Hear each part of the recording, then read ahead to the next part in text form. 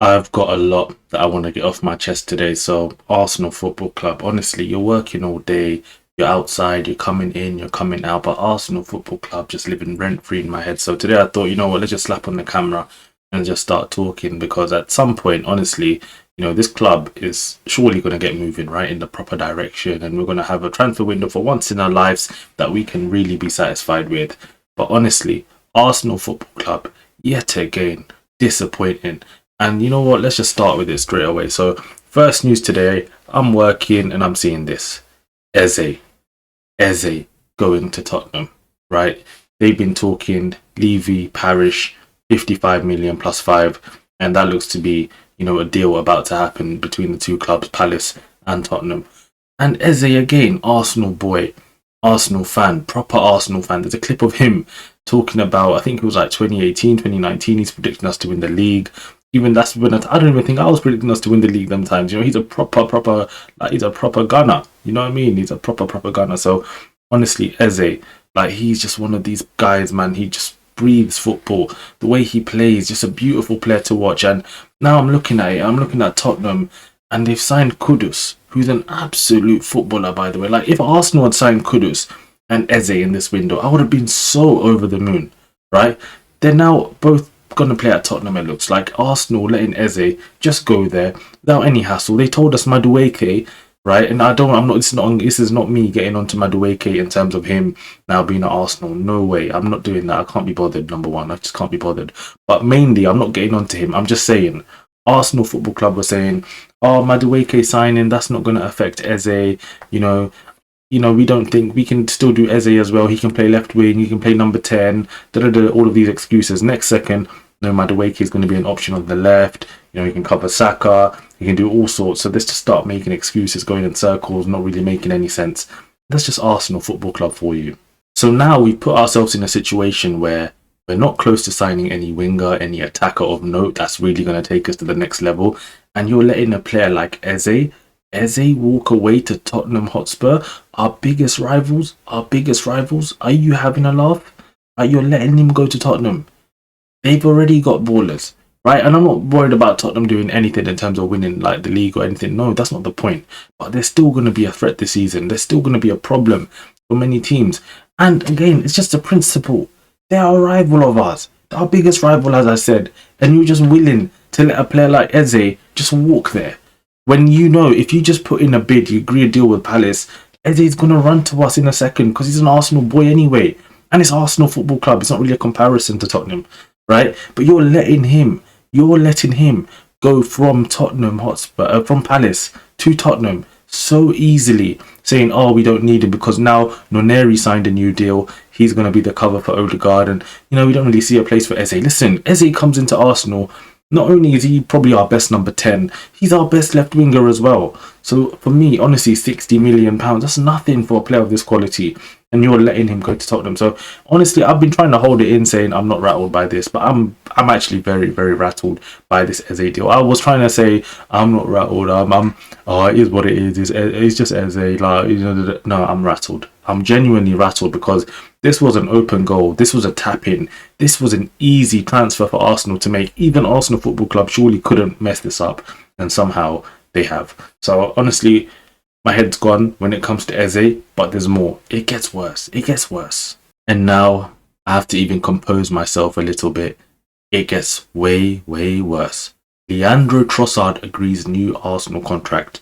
This is a player who we rejected above £30 million for from Saudi Arabia, I believe, last summer. This is a player who we definitely could have flogged this summer. Got some money in. Yes, his wages might be high. Figure something out, but you could definitely get some money in for someone like Leandro Trossard. Make the space, in the squad that you guys are talking about. But no, instead of doing all of that, easy option, Leandro Trossard is staying at Arsenal Football Club.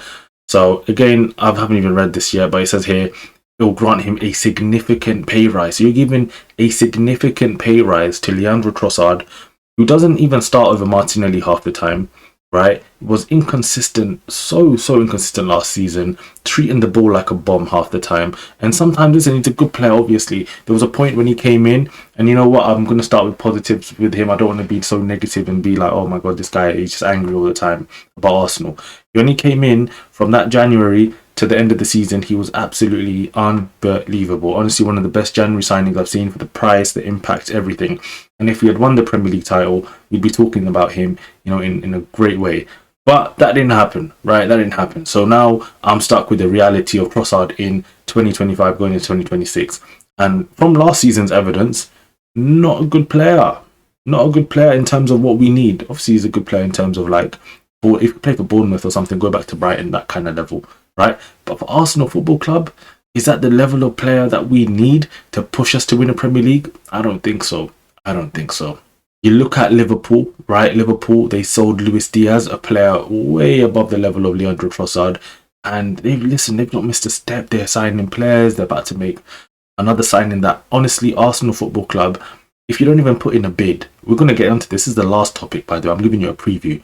If we don't even put in a bid for the player I'm going to talk about in a minute, I've got a serious problem with that football club. Honestly, serious problem. But yeah, as you guys can see here, Trossard new deal. He's getting a pay rise, long story short. I don't even want to read about all of this. He's getting improved pay. He's going to get an improved role in the squad. What that means for Martinelli in terms of his confidence with Arteta and in terms of what Arteta thinks of him, I don't know. Right, but obviously it's going to be Trossard, Martinelli again. It's funny. It's actually funny. It's actually, you know what? If I wasn't a fan, this would be hilarious.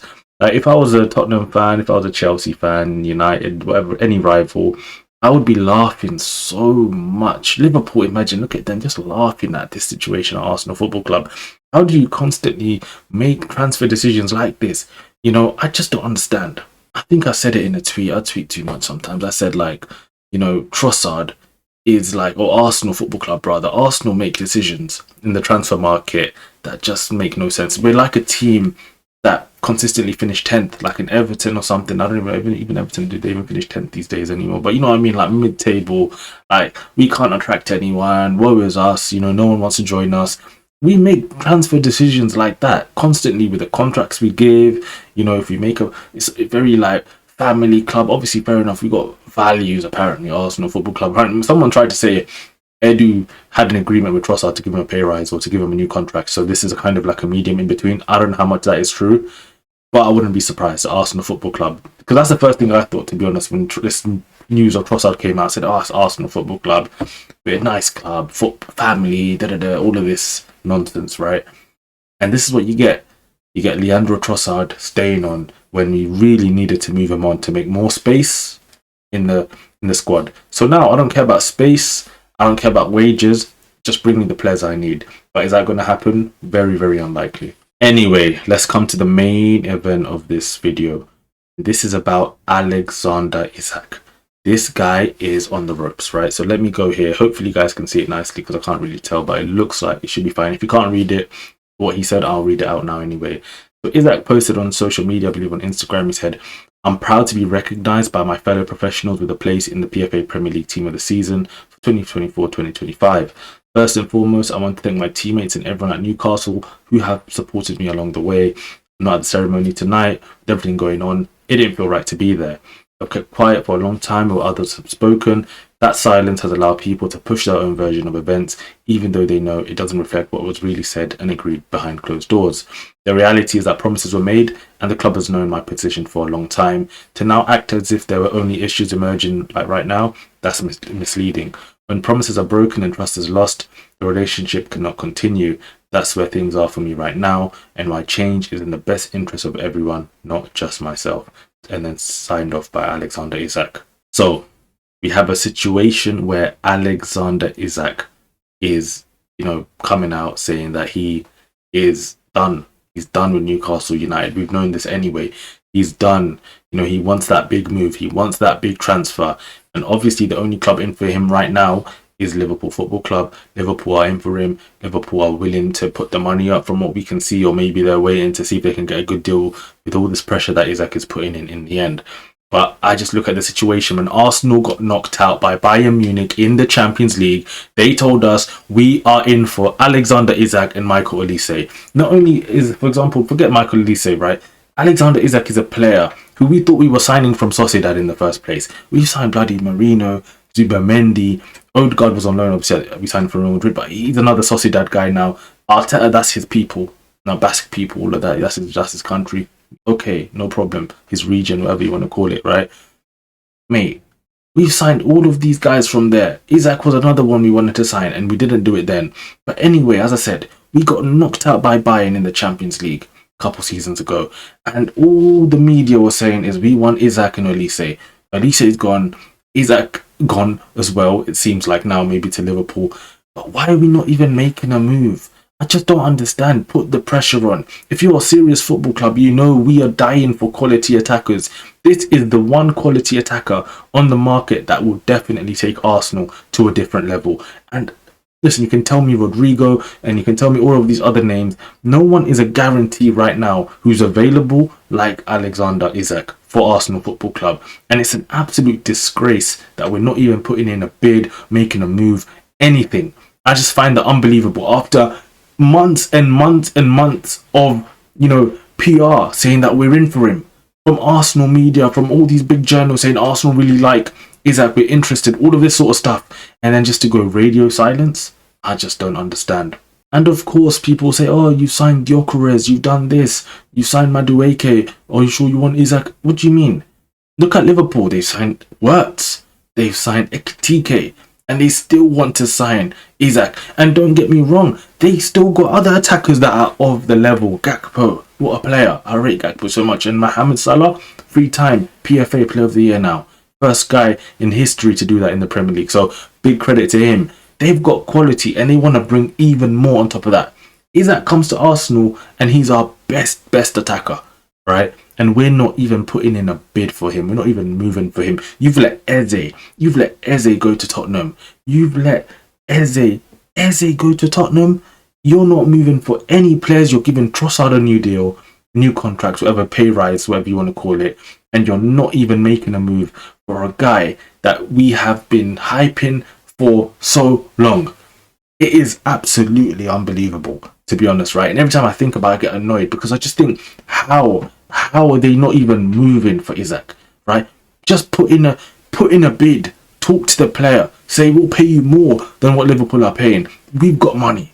The financial, oh my God, that's what's even more annoying than anything. The financial reports keep coming out. Arsenal can spend 200 million without any sales. Arsenal, the sponsorships are up. We're like number 4 now in the table, just behind Barcelona, Real Madrid, Manchester United. The money's up. Arsenal's finances are healthier than ever before. But what's that? What does that mean for us? What does that mean for us? Because every time we Arsenal get in that situation, it seems like the ownership decide that's the time to stop spending money because now we're in the green, we're making money, everything's good. But that's not how football works. And that's what I think Liverpool, even their owners, they've learned that lesson. They've learned that lesson, and now they are willing to spend the money on Isak. Obviously, done it on worse. Ekitike, Kirkus, Frimpong, Mark Gay might come in as well.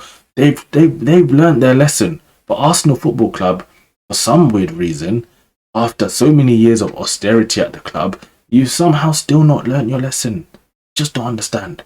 But that's Arsenal Football Club. Honestly, I could speak for probably like 5, 6, 7 hours straight. But I'm going to leave it there because I don't want to get too rattled, man, even more. But Arsenal Football Club, honestly, just fix up. And anyone watching, just make sure, hit the like and subscribe button because, yeah, more content coming, all of that. But Arsenal, honestly, absolutely jarring football club, right? I'm working the whole day and I'm just seeing updates on my phone that are not making me happy. They're not making me happy. But as I said, let me just leave now because now my head's gone. But anyway, as I said, hit the like and subscribe button. Take care as much as you can if you're an Arsenal fan. And peace.